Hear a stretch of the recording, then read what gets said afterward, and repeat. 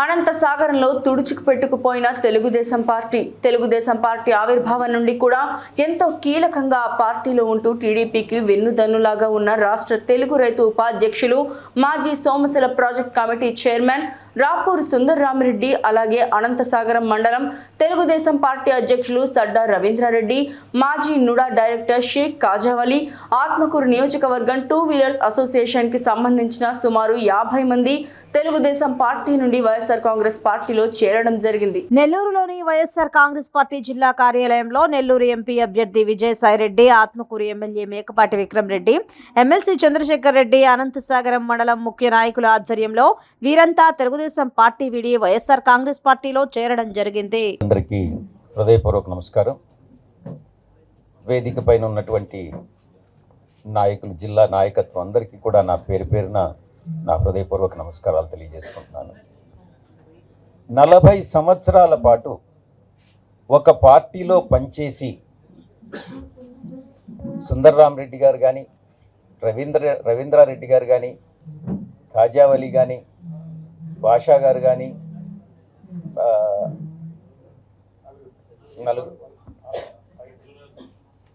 వారితో పాటు ఈరోజు 150 మంది వైఎస్ఆర్ కాంగ్రెస్ పార్టీలో చేరడం నిజంగా ఈ ఒక సంచలనమైనటువంటి విషయం. 4 దశాబ్దాల కృషి ఒక పార్టీలో వదులుకొని ఈరోజు వైఎస్ఆర్ కాంగ్రెస్ పార్టీకి వస్తున్నారు అని అంటే, వైఎస్ఆర్ కాంగ్రెస్ పార్టీ 5 సంవత్సరాల ఇచ్చినటువంటి సుపరిపాలన, అమలు చేసినటువంటి సంక్షేమ పథకాలు, చూపించినటువంటి అభివృద్ధి, వీటన్నిటికీ ఆకర్షితులై ఈరోజు వీరందరూ కూడా పార్టీలో చేరడం జరిగింది. వారికి ఉన్నటువంటి అపారమైనటువంటి అనుభవం తెలుగుదేశం పార్టీలో మనకెంతో ఉపయోగపడుతుంది. మన నాయకత్వంతో మమైకమై మన పార్టీ యొక్క అభివృద్ధి, మన పార్టీ యొక్క విజయానికి వీరందరూ కూడా శక్తి వంచన లేకుండా మనస్ఫూర్తిగా కృషి చేస్తారు. ఇది ఒక ఆరంభం మాత్రమే. విక్రమ్ రెడ్డి గారు చెప్పినట్లుగా రాబోయేటటువంటి కాలంలో చంద్రబాబు నాయుడు గారి ఆ యొక్క భ్రాంతిలో ఉన్నటువంటి నాయకత్వ భ్రాంతి వదులుకొని మన పార్టీకి చేరేటటువంటి సంఖ్య మరింత కూడా క్రమంగా పెరుగుతుందన్నటువంటి విషయాన్ని నేను మీకు తెలియజేసుకుంటా ఉన్నాను. ఎప్పుడైతే తెలుగుదేశం పార్టీ, ఇప్పుడే కాదు గతంలో కూడా ప్రతి రాజకీయ పార్టీతో కూడా అనుసంధానమైనటువంటి పార్టీ తెలుగుదేశం పార్టీ. బీఆర్ఎస్ కావచ్చు, కమ్యూనిస్టులు కావచ్చు, కాంగ్రెస్ పార్టీ కావచ్చు, గతంలో బీజేపీ కావచ్చు, యూపీఏ కావచ్చు, ఎన్డీఏ కావచ్చు, ప్రతి ఒక్క పార్టీతో సిద్ధాంతం అన్నటువంటిది లేకుండా, విధి విధానాలు అన్నటువంటివి లేకుండా, రాజకీయమే పరమావధిగా, అధికారమే పరమావధిగా నడుచుకుంటున్నటువంటి తెలుగుదేశం పార్టీని వీడి ఈరోజు వస్తున్నారు అని అంటే ఇది చంద్రబాబు నాయుడు గారు గుర్తించాల్సినటువంటి విషయం, అవమానకరమైనటువంటి విషయం. ఎప్పుడైతే ఈ ఎన్నికల్లో, రాబోయేటటువంటి 2024 ఎన్నికల్లో బీజేపీతో ఎలా అయితే జతగట్టారో, ఆ రోజే ఈ యొక్క తెలుగుదేశం పార్టీ చరిత్ర అన్నటువంటిది పరిసమాప్తం అవుతుంది. దానికి సర్వైవల్ అన్నటువంటిది లేదు. ఎన్నికల తర్వాత తెలుగుదేశం పార్టీ అన్నటువంటిది ఉండదు. చంద్రబాబు నాయుడికి ఇది ఆఖరి ఎన్నికలు అవుతాయి. తెలుగుదేశం పార్టీ అటు జనసేన కానీ బీజేపీలో రెండు కలిసిపోయేటటువంటి అవకాశం ఉంది అన్నటువంటిది మనం గుర్తుపెట్టుకోవాలి. అందుకే చంద్రబాబు నాయుడు ఇది ఆఖరి ఎన్నిక కాబట్టే ఈ రకమైనటువంటి మాయావిలాగా తయారై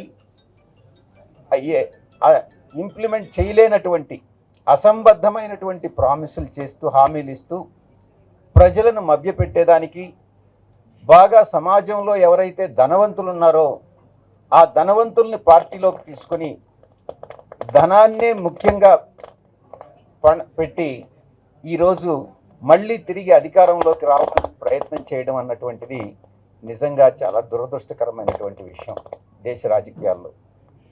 కాబట్టి తెలుగుదేశం పార్టీ కాలక్రమేణా ఈ ఎన్నికల తరువాత 40 సంవత్సరాలు చరిత్ర కలిగినటువంటి తెలుగుదేశం పార్టీ ఈ ఎన్నికల తరువాత దాని చరిత్ర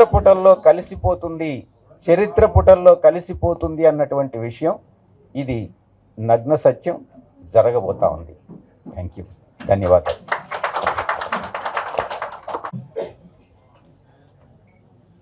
ముందుగా రాజ్యసభ ఎంపీ గారు విజయసాయి రెడ్డి గారికి,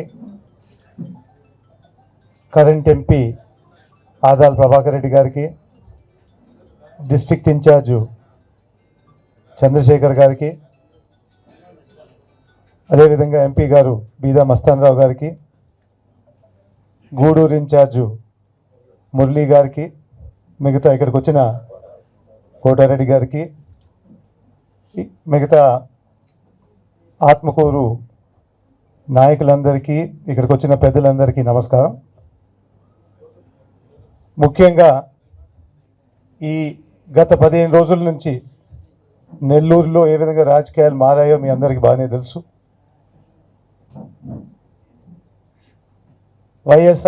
వైఎస్ఆర్సీపీ తరఫున మన ఎంపీ గారు విజయసాయి రెడ్డి గారి పేరు ఎప్పుడు ప్రకటించారో అప్పటి నుంచి దాదాపు ప్రతి కాన్స్టిట్యున్సీలో కానీ ఎన్నో సంవత్సరాల నుంచి టీడీపీలో పనిచేసే నాయకులు కూడా ఇష్టపడి మన పార్టీలో జాయిన్ అవ్వాలని చెప్పేసి కోరుకుంటూ పెద్ద ఎత్తున రావడం జరిగింది. ఈరోజు సుందరయ్య గారు, రవి గారు, అదేవిధంగా కాజా గారు, జునేద్ బాషా గారు, వీళ్ళందరూ ఎన్నో సంవత్సరాల నుంచి టీడీపీకి అండగా ఉంటూ ఈ నెల్లూరు ప్రాంతంలో ఎక్కువగా కృషి చేసి కూడా అప్పుడు దాదాపు 40 సంవత్సరాల నుంచి పనిచేసుకుంటూ వచ్చారు. కానీ ఈ 5 సంవత్సరాల్లో ఈ ప్రభుత్వం చేసిన కార్యక్రమాలు కానీ, దాని తర్వాత వచ్చే